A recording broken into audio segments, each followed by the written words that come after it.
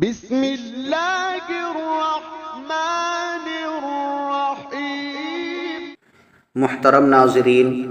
حضرت عبداللہ ابن عباس رضی اللہ عنہ سے روایت ہے کہ رسول اللہ صلی اللہ علیہ وسلم کا گزر دو قبروں پر ہوا تو آپ صلی اللہ علیہ وسلم نے فرمایا کہ جو دو آدمی ان قبروں میں مدفون ہیں ان پر عذاب ہو رہا ہے،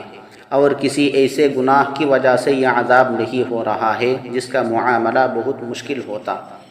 یعنی جس سے بچنا بہت دشوار ہوتا، بلکہ یہ دونوں اپنے ایسے گناہ کی پاداش میں عذاب دیے جا رہے ہیں جس سے بچنا کچھ مشکل نہ تھا۔ ان میں سے ایک کا گناہ تو یہ تھا کہ وہ پیشاب کی گندگی سے بچاؤ یا پاک رہنے کی کوشش اور فکر نہیں کرتا تھا، اور دوسرے کا گناہ یہ تھا کہ چغلیاں لگاتا پھرتا تھا۔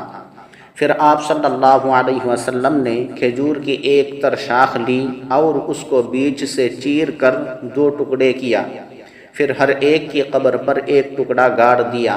صحابہ رضی اللہ عنہم نے عرض کیا، یا رسول اللہ، یہ آپ نے کس مقصد سے کیا؟ آپ صلی اللہ علیہ وسلم نے فرمایا، امید ہے کہ جس وقت تک شاخ کے یہ ٹکڑے بالکل خشک نہ ہو جائے ان دونوں کے عذاب میں تخفیف کر دی جائے۔